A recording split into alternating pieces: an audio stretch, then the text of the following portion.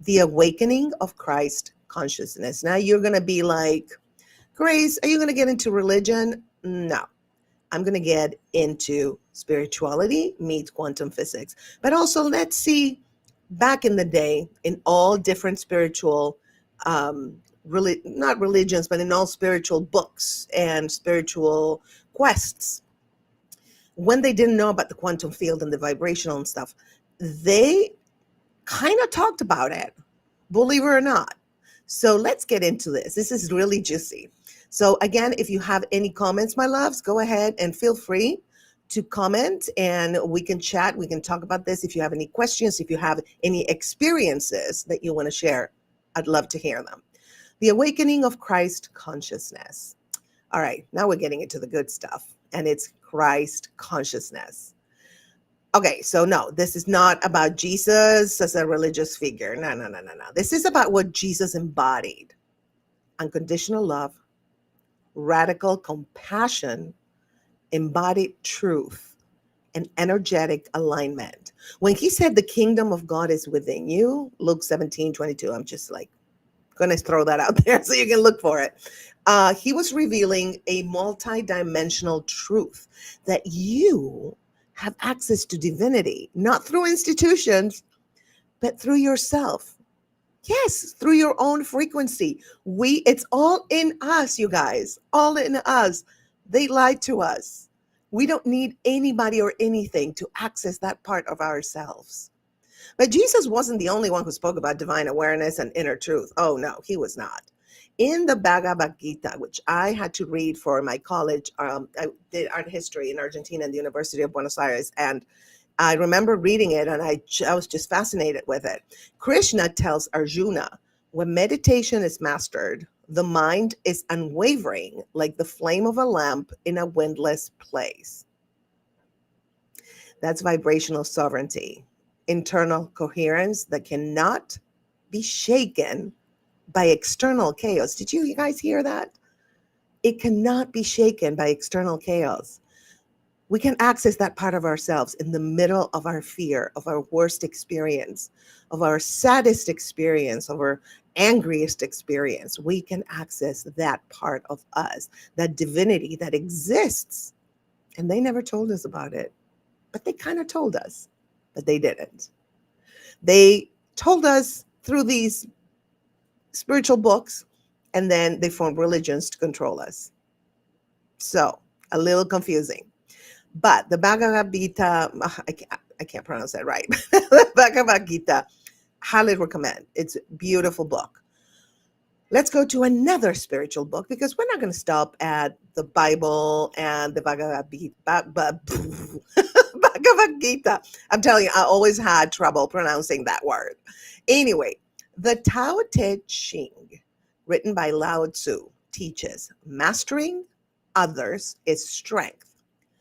Mastering yourself is true power. Did you hear that? Mastering yourself is true power. Now, this reminds me of a scripture. I don't remember where it is, but this one is my favorite of that whole book. I have my favorites from each spiritual book, and this is my favorite from the Bible. For God is not daddy in the sky, okay? That we already know that. God is a frequency, and it's in you also, okay? So God didn't give us the spirit of fear, but that of power, love, and a sound mind.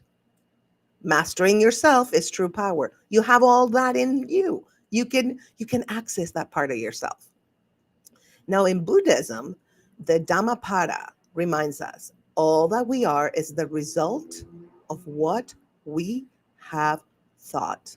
That's pure quantum principle. Consciousness shapes reality. That's why it's not about positive thinking, because that can be toxic. Feel the feels, feel the fear, feel all of that, but then just say, okay, I'm good. Let's access that part of me that's divine, that part of me that has power. that I can say I am perfectly healed, I am powerful, I am successful, I am abundant, I am peace, I am love, I am ease, I am order, I am truth, I am balance. All of that. You keep saying that to yourself. And it's not just the quantum field that responds to that, because you align yourself with the frequency where all that you're saying resides, right? Which is a higher frequency. But also your cells are listening to you in your physical body. Cells have intelligence. If you want to get my book, Healing from Within, or The Golden Bridge, on the State of Grace shop.com, please get it. It's only $5.99. It's in PDF. You can read it. It's a short read. And there I tell you all my experiences with healing myself and opening my third eye. And it doesn't require a ceremony or a ritual. You can open it up just being connected to your divinity. Okay? Nobody tells us this. They sell you stuff like, you got to do a course, you got to do this, that. No, I'm just telling you, you can do it on your own. You can buy my book if you want. I don't care. Whatever. I mean, if it helps you, great. I mean, it's somebody else, another human being's experience.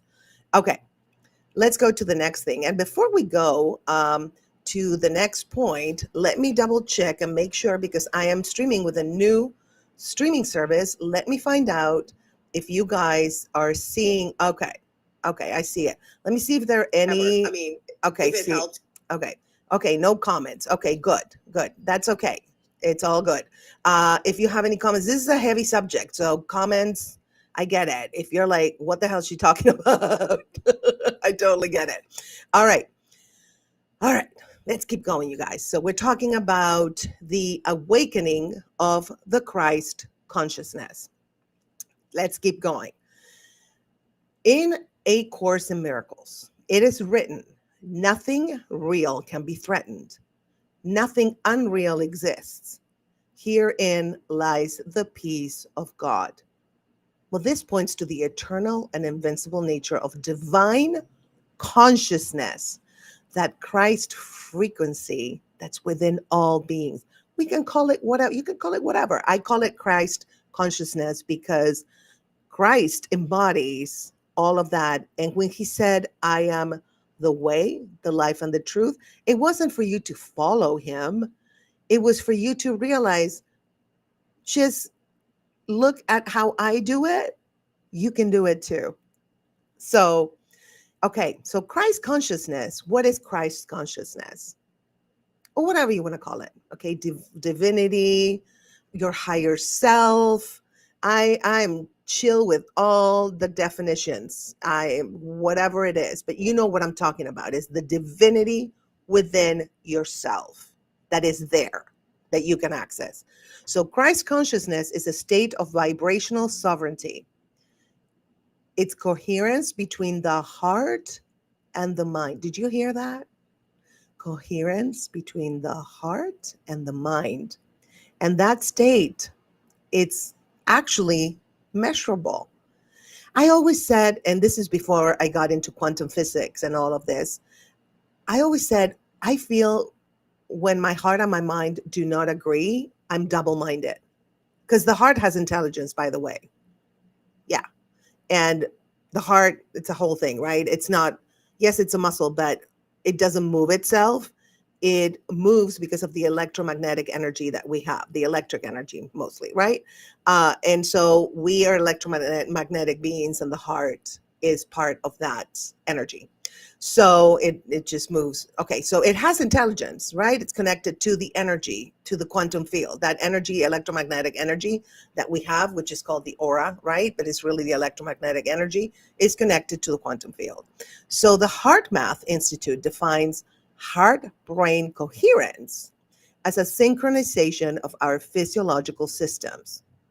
For example, when we are in love or gratitude, very high vibe, our appreciation, our heart rhythms become coherent.